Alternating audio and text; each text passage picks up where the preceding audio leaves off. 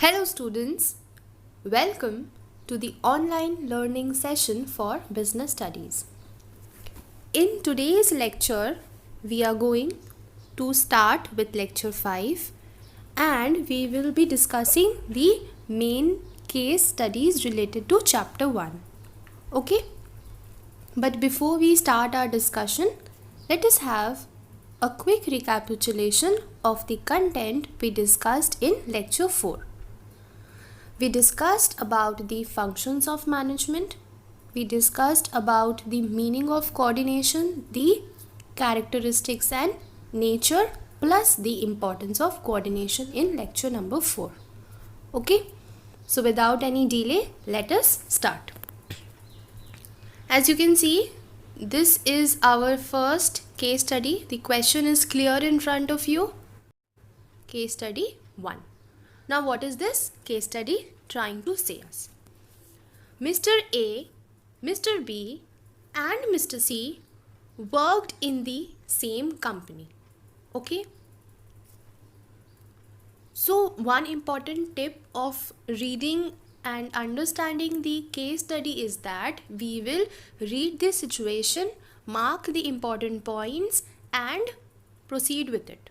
Right? So first important point is that Mr. A, Mr. B and Mr. C, they all are working in the same company. Okay. Now in the next line, Mr. A has the work of motivating the employees and representing the problems to the workers. So here Mr. A has the work of motivating the employees and representing the problems. Who has this work? Mr. A has this work. Okay. Now Mr. B. What is Mr. B's work?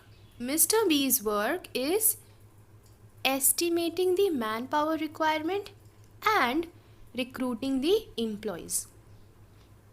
Okay. Simple. The case study says that there are 3 persons working in the same company and then we get the work profile of each of them. One is there with the motivating and representing the problems of the workers. The second one has the work of estimating the manpower requirement and recruiting the employees according to it. Simple. Now, what is the work of Mr. C? That is the third person. Mr. C decides the plans and policies for the organization and is responsible for the welfare of the organization. So we have read the first 3 conditions given to us. Now let us read the question. What is the question saying? The question says, identify and explain the level of management Mr. A, Mr. B and Mr. C belong to. Also mention any other 2 functions that Mr. A, Mr. B and Mr. C have to perform.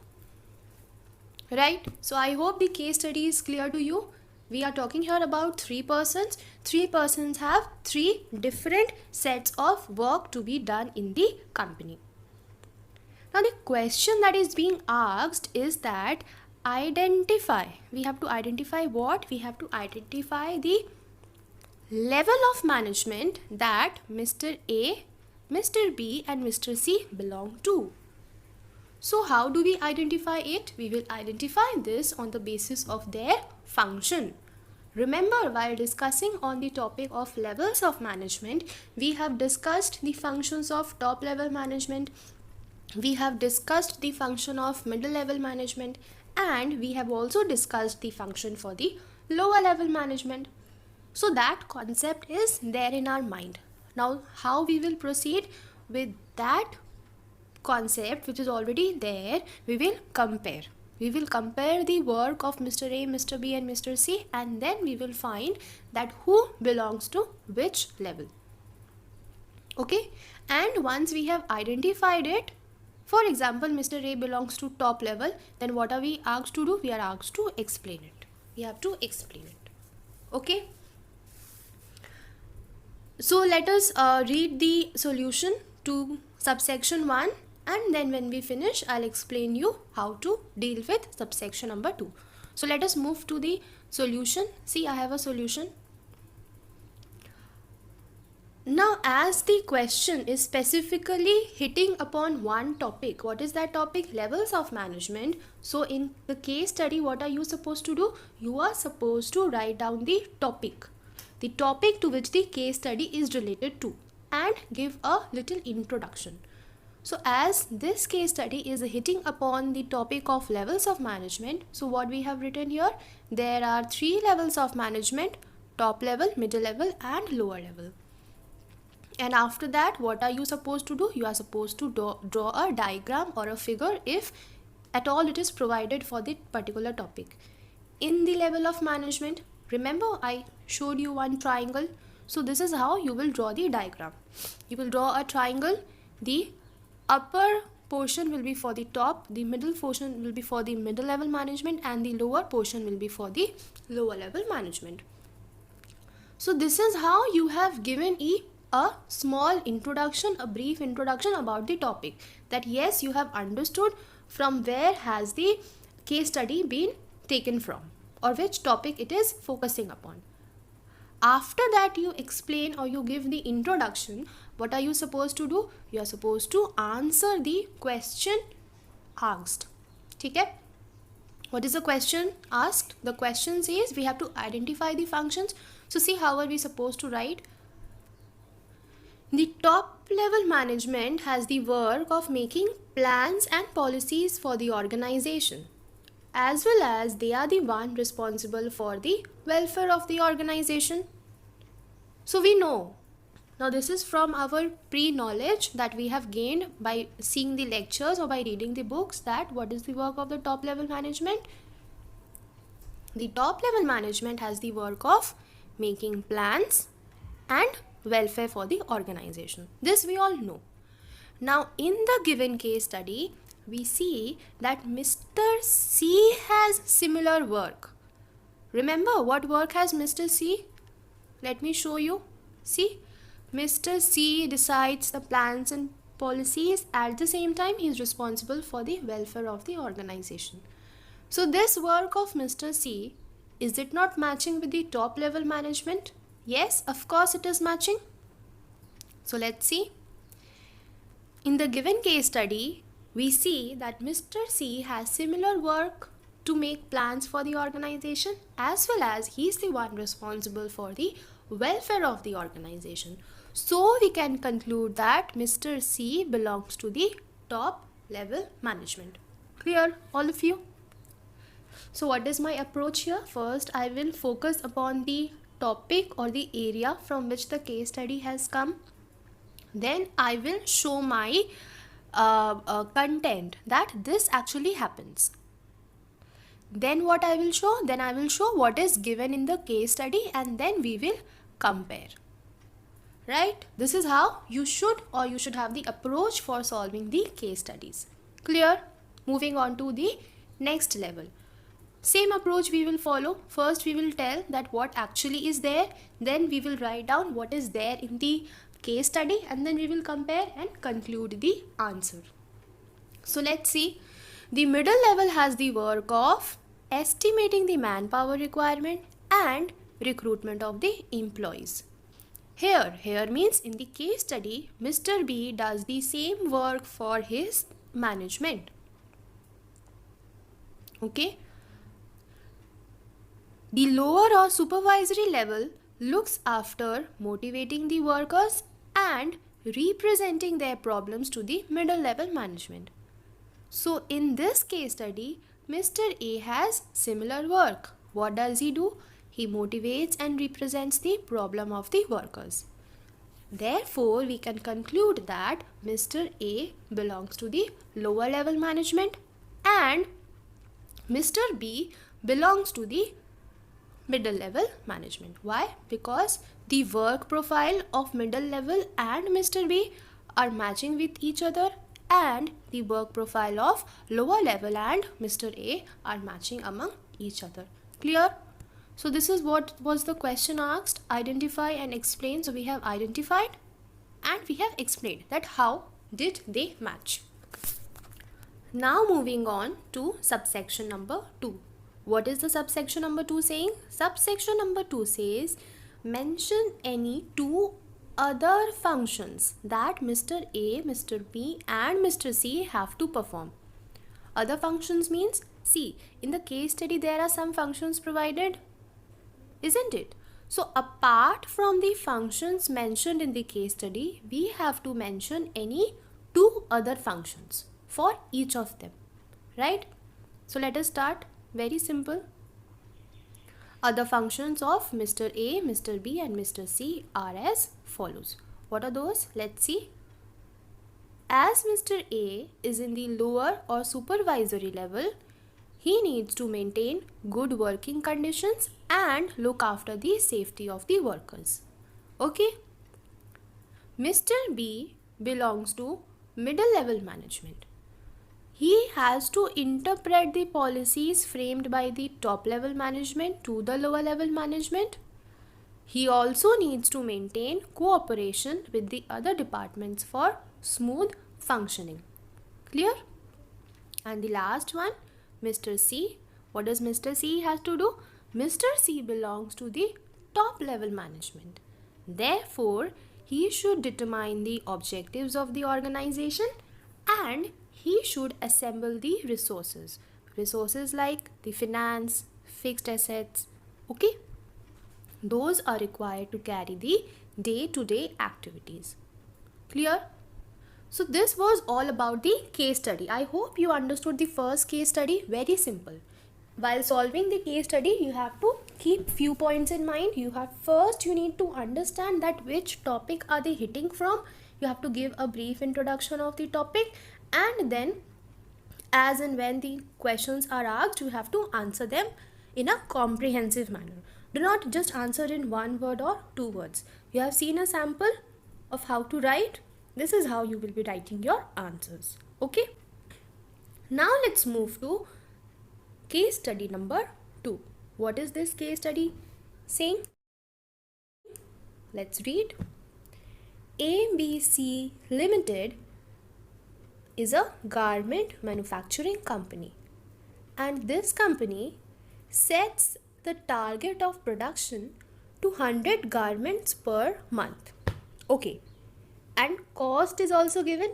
Cost is rupees 200 per garment. Okay. Mr. X, a worker, manufactured 150 garments, and what was the cost? 230 rupees per garment. Okay. Mr. Y, another worker, how much did he manufacture? What did he do? He handled the resources carefully. So this we have to mark. He handled the resources carefully, because of which he was able to manufacture only 90 garments. And what was the cost? The cost was 190 rupees per garment. Lastly, Mr. Z. What did Mr. Z do? Mr. Z maintained the balance between the target and the cost. And what did he do? He achieved the target of 100 garments per month at an estimated cost of rupees 200 per garment. Now the question, identify and explain the qualities possessed by worker X, worker Y and worker Z. Next question, which worker will be preferred by the management? Explain. Now, by reading or by seeing this case study, were you able to guess the topic from which the question is asked or from which the case study is set? Yes, it is from the concept of effectiveness and efficiency. Remember our first topic, lecture number 1. After discussing the meaning of management, we came to the concept of effectiveness and efficiency. So this is it. So let's move into the first question. The first question says, identify and explain the qualities possessed by 3 of them. So how will we identify? We will compare the needs or the target of the workers with the actual target of the organization. What was the target of the organization? Let's see here. The target set by the company is 100 garments at 200 rupees per garment. So we have to check taking worker X, worker Y and worker Z. We will check whether they have completed their target within the given cost or not. And also with respect to the concept of efficiency and effectiveness, we will give them the qualities. When are we supposed to tell a person efficient? We will tell a worker to be efficient when he has done the work within the cost. Okay, within the cost means a person not exceeding rupees 200 will be called as efficient. Okay, and a person completing the target of 100 garments will be called as effective. Clear? I told you cost or resources will be in relation to efficiency, and targets, goals, objectives, these will be in relation to effectiveness, right? So let us check and compare what have they done. See, Mr. X had to achieve the per month target of 100 garments within the estimated cost of 200 rupees per garment. We see in the case study that Mr. X has achieved the target. So he has achieved the target. Target achieved means he is effective. Isn't it? He is effective. But the cost of production exceeded to 230. Oh, what did he do? He had to produce within 200, but was he able to keep his cost under control? No. So we will say Mr. X to be effective. Why effective? Because he has achieved the target. But he cannot be said to be efficient because he exceeded his cost by rupees 30. Now tell me, is this concept clear?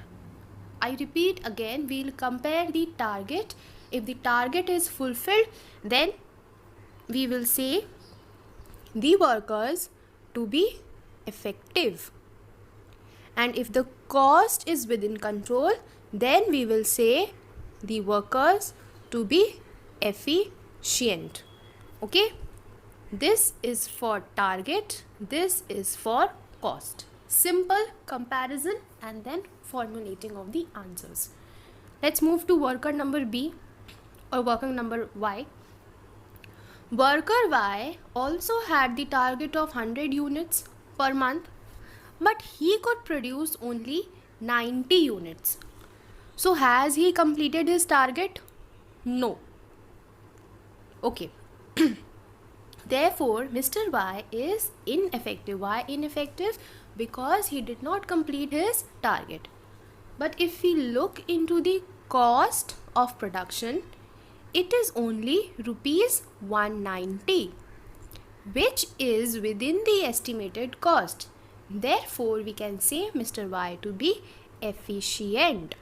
Why Mr. Y is efficient? Because the cost was 200 and he used only 190. So he is within the cost, not exceeding the cost. So he is efficient. But did he complete his target? His target was 100 units, but he could produce only 90. And that is why we call him to be ineffective. Clear? Because ineffective has a relation with the targets. Now the last one, worker Z.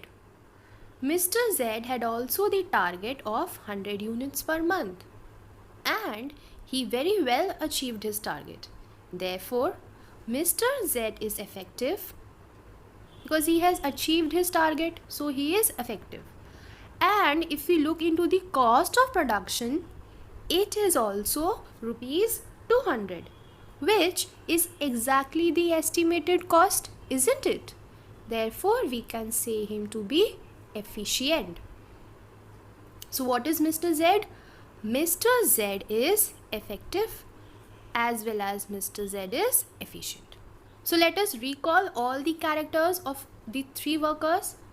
Mr. X, he was only effective and he cannot be said to be efficient, right? Mr. Y is ineffective but efficient. Mr. Z is effective also, Mr. Z is efficient also. Clear? Now moving on to the second question. Which worker will be preferred by the management? Explain. Now all the three workers have different features, different characteristics or different qualities, you may say. One is efficient but not effective. One is effective but not efficient.